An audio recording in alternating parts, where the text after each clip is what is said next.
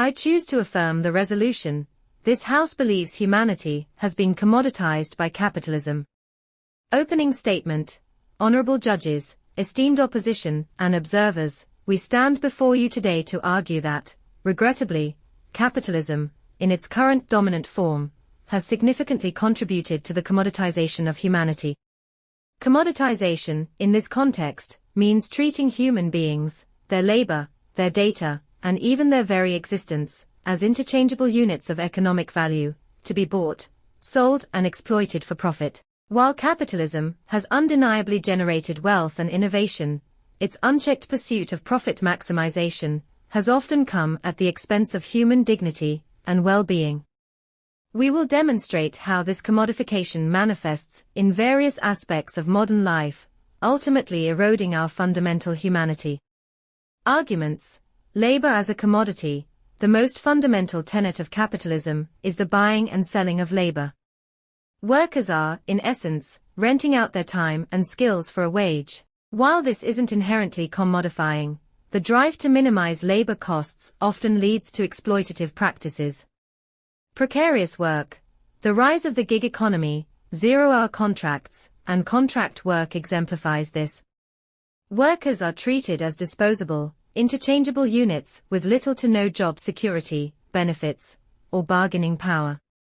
Their value is solely determined by their immediate output, stripping them of the security and dignity afforded by traditional employment. Wage stagnation and inequality. Despite rising productivity, real wages have stagnated for many workers, while executive compensation has skyrocketed. This demonstrates that the value created by human labor is increasingly concentrated in the hands of a few, treating the majority of workers as replaceable cogs in a profit-generating machine. Global supply chains. Corporations often exploit cheap labor in developing countries, with workers facing unsafe conditions, long hours, and paltry wages. These individuals are reduced to mere instruments of production, their well-being sacrificed for the sake of lower costs and higher profits. Data as a commodity. In the digital age, our personal data has become a valuable commodity. Tech companies collect, analyze, and monetize our online behavior, preferences, and even our emotions. Surveillance capitalism. As Shoshana Zuboff argues, surveillance capitalism thrives on the extraction and commodification of behavioral surplus, the data generated by our interactions with technology. We are essentially unpaid data laborers, constantly generating value for corporations, often without our informed consent or understanding. Targeted advertising and manipulation. This data is used to create highly personalized advertising, designed to influence our purchasing decisions and even our political beliefs. Our attention and autonomy are treated as commodities to be bought and sold to the highest bidder. Algorithmic bias. AI-powered systems, trained on biased data, can perpetuate and amplify existing inequalities, leading to discrimination in areas like hiring, loan applications, and even criminal justice. This further commodifies individuals by reducing them to data points subject to algorithmic judgment. The commodification of basic needs. Capitalism increasingly encroaches upon essential aspects of human life, turning them into profit-generating opportunities. Healthcare. In many countries, particularly the United States, healthcare is a for-profit industry. Access to life-saving treatments and medications is often determined by one's ability to pay, turning health into a commodity rather than a fundamental right. Housing. The housing market, driven by speculation and investment, often prioritizes profit over affordability. This leads to housing crises, homelessness, and the displacement of communities, treating shelter as a luxury good rather than a basic necessity. Education.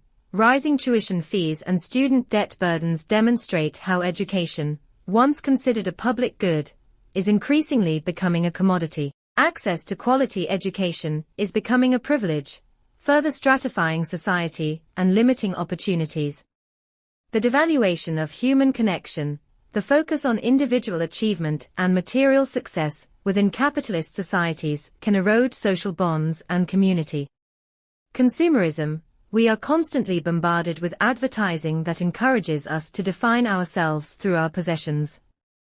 This fosters a culture of materialism and competition, where individuals are valued for their economic status rather than their intrinsic worth. Social isolation. The emphasis on individual productivity and competition can lead to social isolation and a decline in community engagement.